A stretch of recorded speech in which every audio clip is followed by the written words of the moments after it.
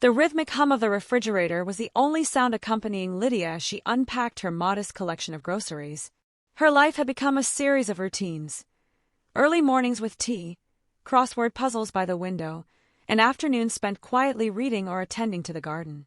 It wasn't an unpleasant life, but it was one marked by a silence that had grown louder since her children moved away and her divorce became final 7 years ago. At 52, Lydia had made peace with the solitude, or so she told herself. She had hobbies, friends to call on occasion, and a small dog, Max, who followed her everywhere. But even she couldn't deny the creeping dullness in her days, the predictable rhythm of a life lived cautiously. That Tuesday began no differently. She walked into the neighborhood grocery store, list in hand, browsing the aisles as she always did, starting with produce and ending at the bakery for a fresh baguette. She was in the dairy aisle, reaching for a carton of yogurt, when a cheerful voice startled her out of her thoughts. "Excuse me, are these any good?" She turned, yogurt still in hand, to see a young man holding a tub of ricotta cheese. His expression was open, curious, with a warm smile that contrasted sharply with the cold fluorescence of a store. Lydia blinked, momentarily caught off guard. "It depends on what you're using it for," she replied, recovering. He chuckled, a sound that felt like sunlight breaking through the clouds. "Lasagna. My mom used to make it, and I'm trying to replicate her recipe." Lydia couldn't help but smile at the earnestness in his tone. "Well, then, it's a good choice. Just make sure you drain it well, or it'll make the lasagna watery." "Noted," he said with a playful salute, placing the tub in his basket. "Thanks for the tip." She expected him to walk away, but he lingered, glancing at her basket. "You're quite the healthy shopper. Any hidden indulgences in there?" It was a harmless question, but it made Lydia laugh, a sound she realized she hadn't heard from herself in days. "Maybe a chocolate bar or two," she admitted, feeling oddly at ease.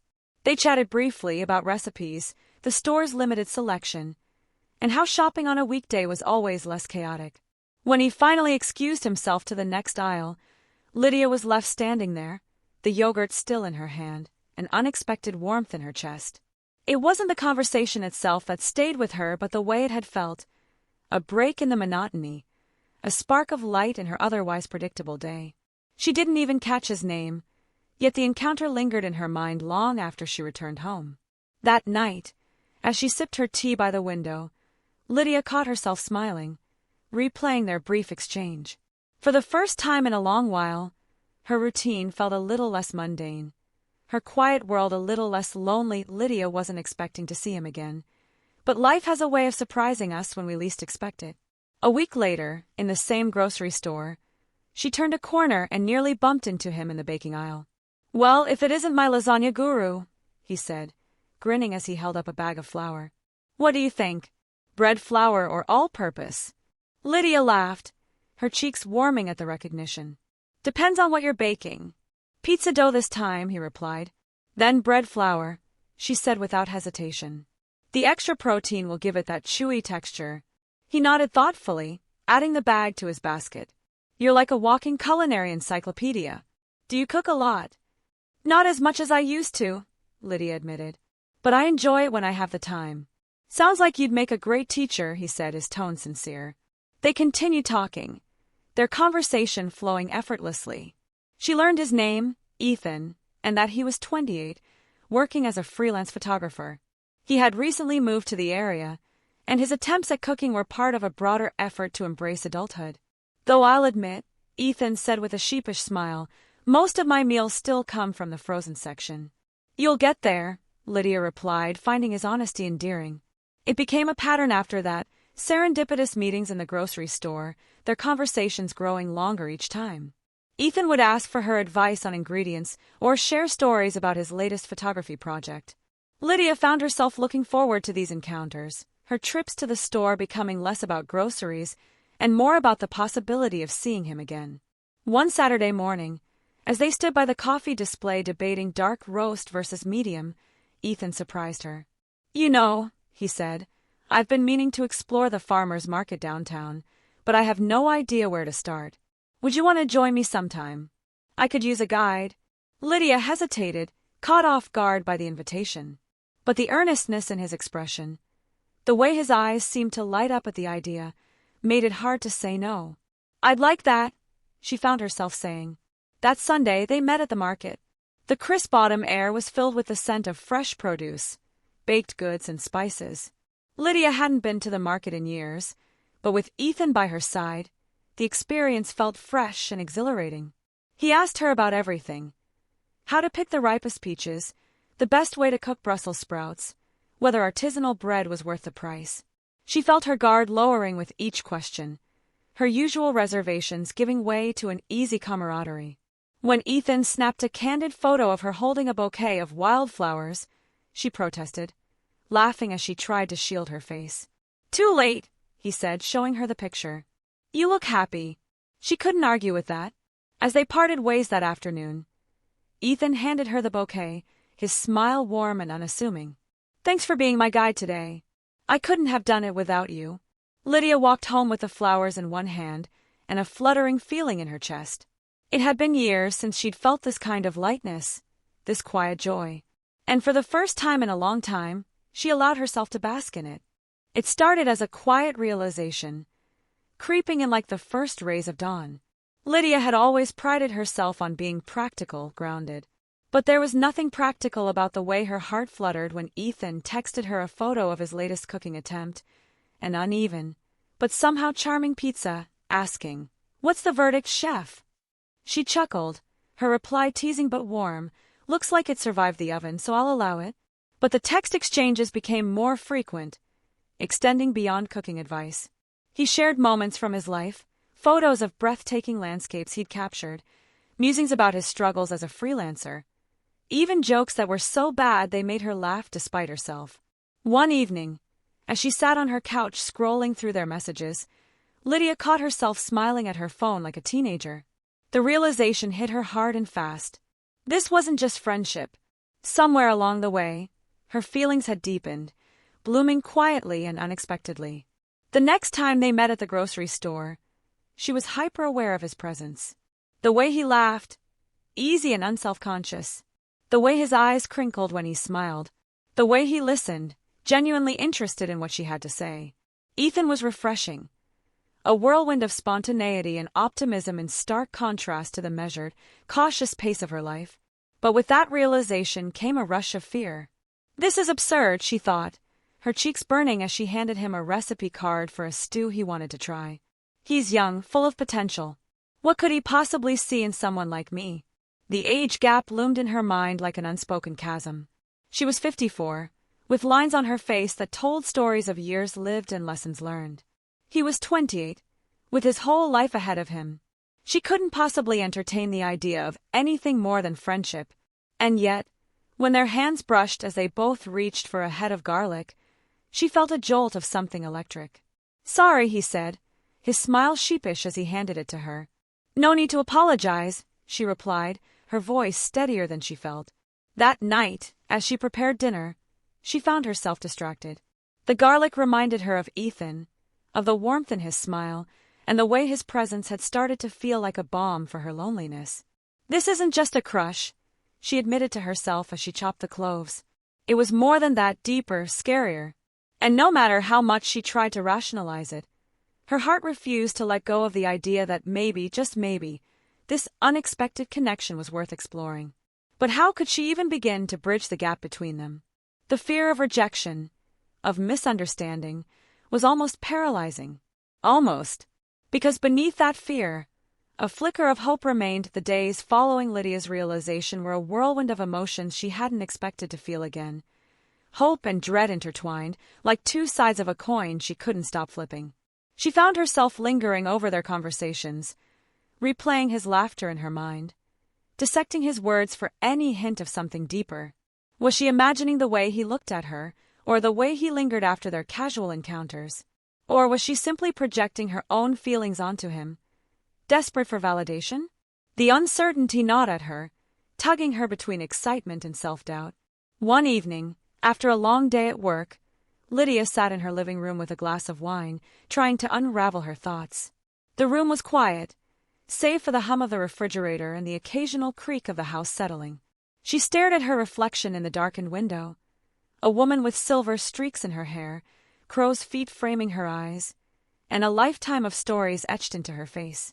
She touched her cheek absent-mindedly, her fingers tracing the faint lines. These were marks of a life lived, joys, heartbreaks, laughter, and tears. She wasn't ashamed of them, but could someone like Ethan see beauty in her history? Her phone buzzed on the coffee table, pulling her from her thoughts. It was a message from Ethan. Caught this sunset while out on a jog. Thought you'd appreciate it. Attached was a photo of a fiery sky, streaked with orange, pink, and purple, the horizon blending into a silhouette of trees. Lydia smiled, her chest tightening. There was something so genuine about him, so unpretentious. He wasn't just kind. He was attentive, thoughtful in ways that made her feel seen. It's beautiful, she typed back. Thanks for sharing it with me. He replied almost instantly, had to. You've got the best eye for beauty. The words sent a thrill through her, but they also brought fresh waves of doubt crashing down. Was he just being kind, or was there something more? She found herself second-guessing every interaction, every smile, every text. And then came the shame. Lydia had spent decades building her independence, learning to be content on her own. Why now, at 54? Was she suddenly so consumed by the approval of someone half her age? She opened her journal, something she hadn't done in months, and began to write. The words poured out, raw and unfiltered. I feel like I'm standing on the edge of a cliff, looking down at the unknown. It's exhilarating but terrifying. I've spent years living safely, avoiding risks, and now this man, this boy, has turned my world upside down. I don't know what I'm hoping for, but I know I can't ignore this anymore. The vulnerability of her own words startled her.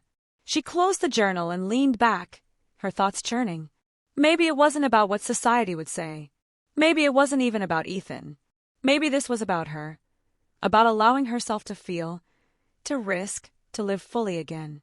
But the question remained. Did she dare to take the leap? Lydia couldn't stop thinking about him. Ethan had a way of weaving himself into her thoughts even when she tried to push him aside.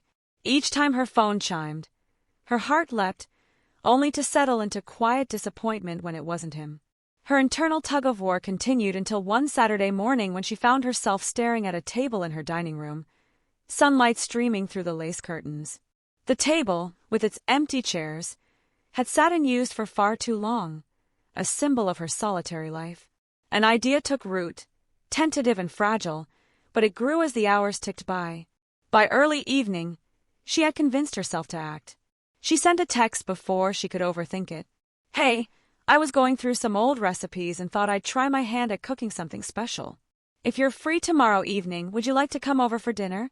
No pressure, just a simple meal. The moment she hit send, panic set in. What if he thought it was strange? What if he felt obligated to say yes out of politeness?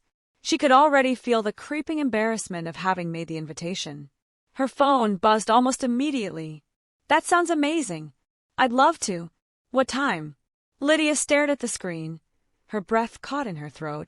Relief washed over her, mingled with nervous excitement. How about 7? Nothing fancy, just come as you are. As she sent the reply, she felt her cheeks flush. What had she just set into motion? The next day, Lydia immersed herself in preparations, throwing herself into cooking like a woman possessed. She chose a comforting recipe, chicken marsala with garlic mashed potatoes and roasted vegetables, and set about meticulously chopping, sautéing, and tasting. The act of preparing for someone else filled her with an unfamiliar energy. She caught herself humming as she worked, a sound that felt foreign after so much silence.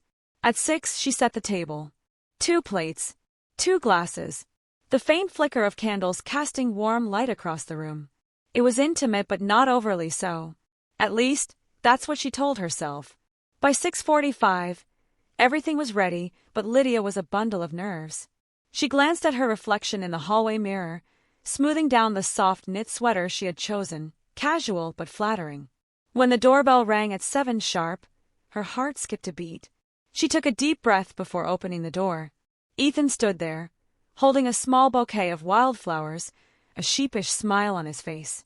I wasn't sure if I should bring something, he said. I thought these might be nice. Her throat tightened at the gesture. They're beautiful. Thank you. Come in. As he stepped inside, She realized she wasn't just opening the door to her home. She was opening the door to something she hadn't dared to hope for in years. Would this evening simply be a pleasant dinner between friends? Or was it the beginning of something far more significant? Only time and the moments ahead would tell. The evening unfolded with a sense of ease that Lydia hadn't anticipated.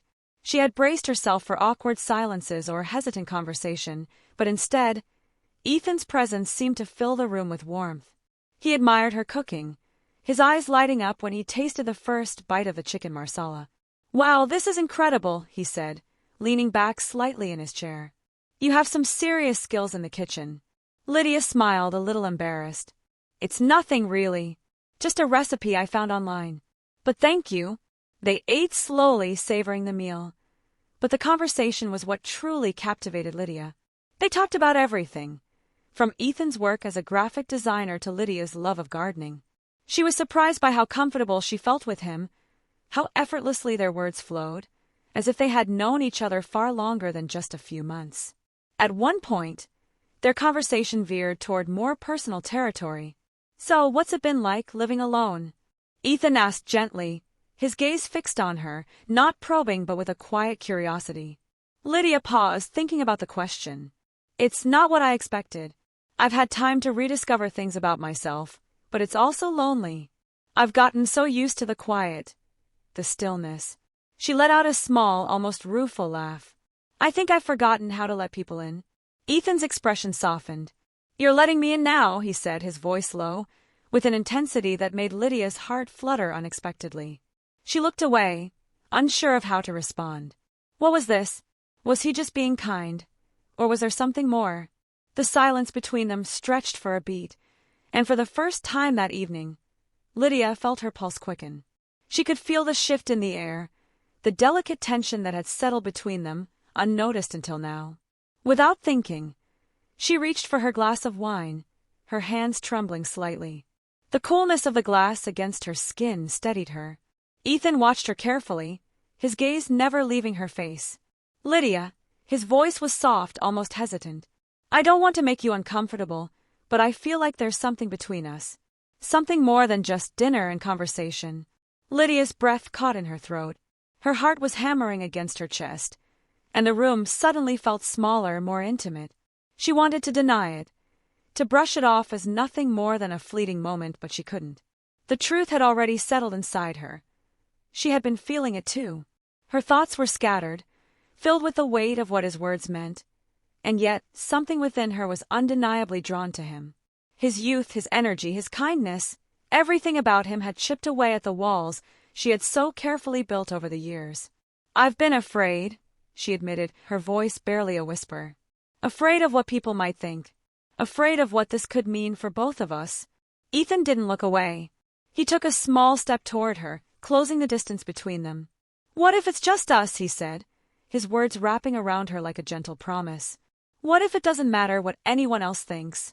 Lydia's chest tightened as she met his eyes, and for the first time in a long while, she felt seen, truly seen, in a way that went beyond her age or her quiet, predictable life. It was as if all the doubts and fears she had carried for so long were suddenly laid bare, and in that moment it didn't matter. She let out a shaky breath and nodded, her voice small but resolute. "What if we just see where this goes?" Ethan smiled, a slow, soft smile that made Lydia's heart skip. "I think that's the most honest thing either of us could say." And in that instant, with the evening's soft glow surrounding them, Lydia realized that whatever the future held, tonight was enough. This moment, with all its unspoken possibilities, was enough. As the evening wore on, the warmth between them never waned. They talked, they laughed, and they shared a kind of closeness Lydia hadn't known in years. It wasn't just the comfort of companionship, but the subtle, undeniable connection that hung in the air between them. As Ethan left, after sharing a lingering hug at the door, Lydia stood in the quiet of her home, staring at the space he had just vacated. She could still feel the lingering touch of his hands on her back, the warmth of his breath, and the tenderness in his eyes when he looked at her. It was more than just the physical. There was something in the way he made her feel alive again, something that had been dormant for so long, tucked away beneath years of loneliness and resignation. Lydia moved to the window, her fingers pressing against the cool glass, watching as the night sky unfolded. The stars sparkled above, distant and indifferent. But tonight they felt close, almost as if they were witnesses to a moment in her life she had never imagined could happen again. She thought about her age, her 50-something years, her graying hair, the lines that had deepened around her eyes and mouth. For so long, she had considered those lines markers of time, of a life lived and a future already decided. But now, standing there in the quiet after Ethan had left, she realized how wrong she had been. Age didn't have to be an end. It didn't have to be a sentence of solitude. It was simply another chapter, another season. The years hadn't erased the woman she was, and they certainly hadn't silenced her desires, her hopes, or her heart. What had changed, she realized, was how she saw herself. For so long, Lydia had wondered if she was too old for love, too old for new experiences. The world, society, the voices that whispered around her had all taught her that love and passion were meant for the young, that romance had an expiration date.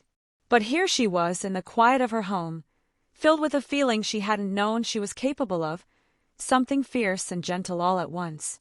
Ethan was young, yes. His energy, his lightness, was something she admired and envied in equal measure.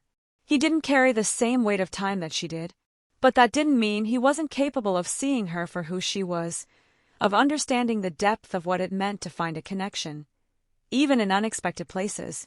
In him, she saw not the past but the present, a reminder that love could be born at any age, that it could still take root and grow, even after so many years of doubt and waiting. The fear, the uncertainty, the judgments she had once carried felt lighter now, fading into the distance as she embraced the truth she had been hiding from. Love was limitless, and it didn't adhere to anyone else's timeline but her own. She smiled softly, allowing the warmth to spread through her chest. Tonight, she had stepped into something new, something that was hers to explore, free from judgment and expectation. And she wasn't going to let fear stop her anymore. She was allowed to want this. She was allowed to feel alive in this way. As she turned away from the window, Lydia felt a new sense of hope begin to bloom inside her. A hope that whispered softly but firmly, "Maybe this is just the beginning, Diana." In the days that followed, Lydia found herself moving through the world with a lightness she hadn't known in years. The grocery store seemed a little brighter now, and the hum of daily life felt more alive, more full of possibility. Each time she saw Ethan, whether in passing or through their growing conversations, there was a quiet thrill in her chest, a sense of anticipation that had long been absent from her life. She reflected on everything that had brought her to this point. The years of solitude, the silence that had defined so much of her existence, the moments when she had convinced herself that she was past all of this, that she was too old for this kind of joy. But in Ethan, she had found a gentle reminder that love wasn't bound by age or circumstance. It wasn't something you outgrew, nor was it something you had to hide from. Ethan had shown her that it was okay to want more, to want tenderness, connection, and passion, no matter what stage of life she was in. He had opened her eyes to the fact that love, in all its forms, could still bloom, even in the most unexpected of seasons. She had been so focused on the limitations of her age, on the idea that life had already offered all its chapters to her, that she had missed the truth right in front of her. That love was about connection, about the people who crossed your path and changed you, regardless of age or time. Lydia no longer feared what the world might think of her and Ethan. What mattered now was the quiet truth in her heart, a truth that told her that love didn't follow rules. It couldn't be confined. The only thing that mattered was how she felt, how alive she felt in this new chapter, a chapter that was just beginning, regardless of what came before. One afternoon, as they stood side by side at the grocery store, picking out ingredients for a dinner they had promised to share, Lydia realized that this was all that she had ever wanted: to feel seen, to feel understood, and to love without fear. Ethan was there, not because of her age or her past, but because of who she was now in this moment. And as he smiled at her, as their hands brushed just a little too long as they reached for the same can, Lydia knew one thing for sure: love at any age was never too late. The world might have its opinions about what love should look like and when it should happen, but Lydia had learned that love, in all its forms, was as boundless as the heart allowed it to be.